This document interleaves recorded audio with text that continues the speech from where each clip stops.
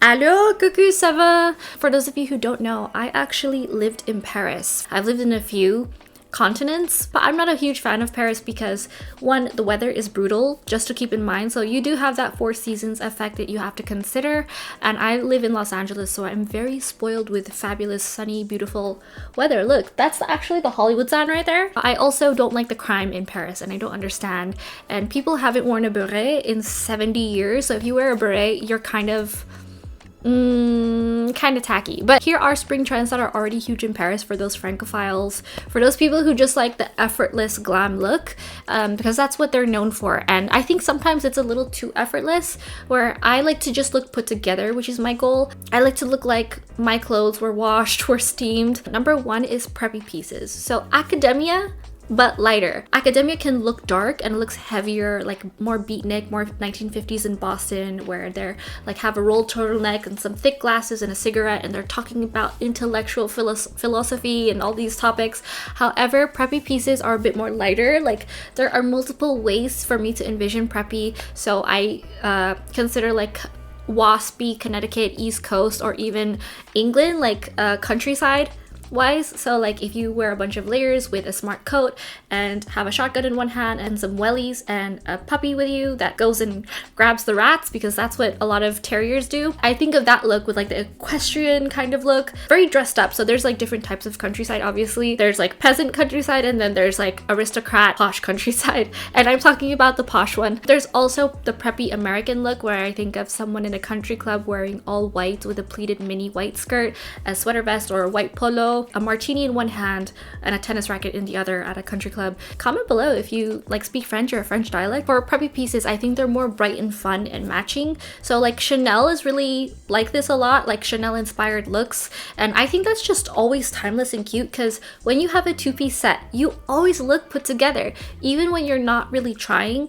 A two-piece set really makes it look like you thought of your outfit and you really developed some type of formula for dressing up properly. Tweed looks with the larger collar that's more exaggerated, some penny loafers. I think of like old money with a field jacket. Two-piece preppy sets, you can dress them up, you can dress them down, but no matter what you do, you're always gonna look dressed up when you have a two-piece set because it's coordinated. Paris Fashion Week starts on my birthday, February 28, which is really exciting. I think my birthday is cute like that. Don't you just love February? So number two, pops of color. I am the queen of color, for those of you who don't know. I don't like wearing black. So I think black is really aggressive.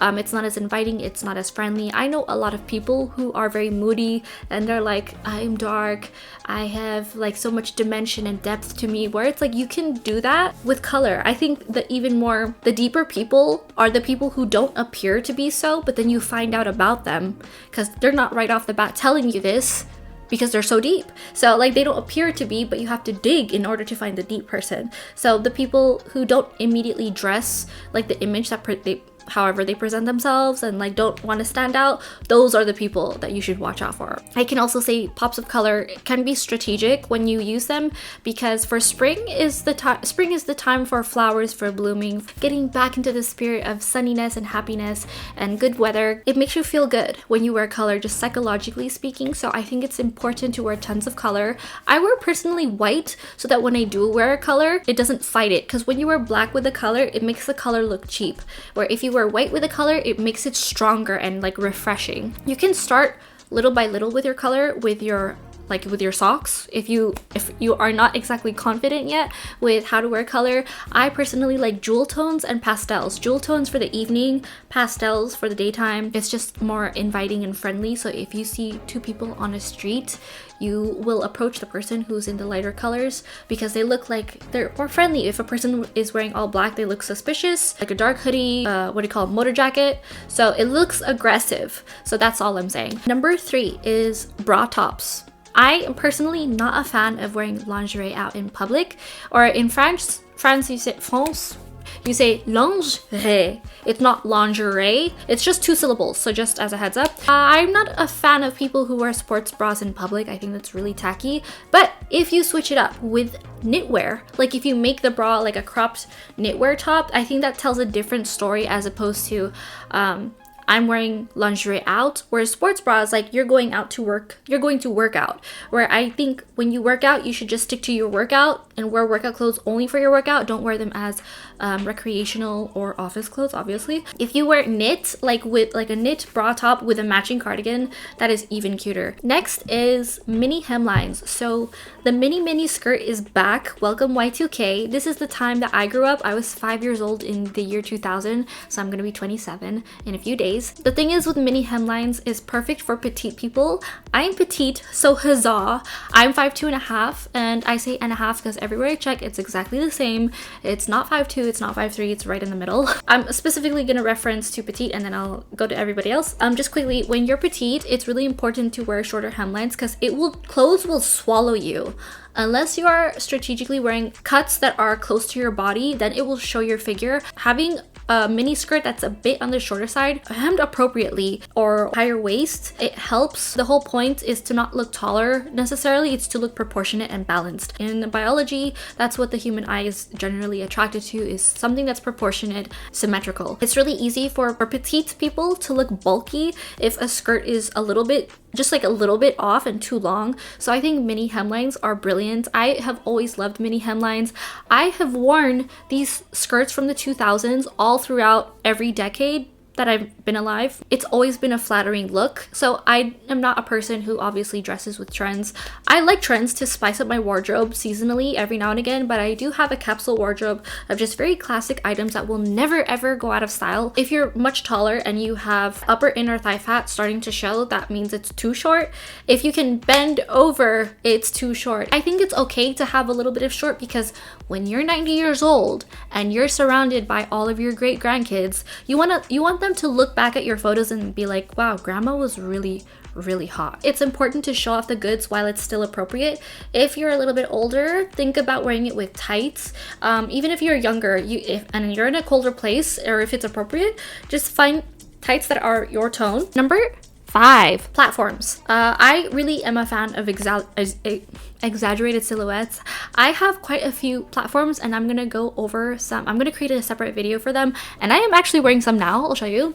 These are platform wedge sandals from ASOS that I got on sale, and they're like the rattan jute. It's not even rattan, it's just like straight up paper, and it's really comfortable, and I just love this because it has a lot of support, which I am a huge fan of in spring and summer because this is the time to go out, to explore, to have adventures. They look good when going out. The chunkier they are, the more comfortable. If they're lug sole, they are even more comfy to walk in for a long time.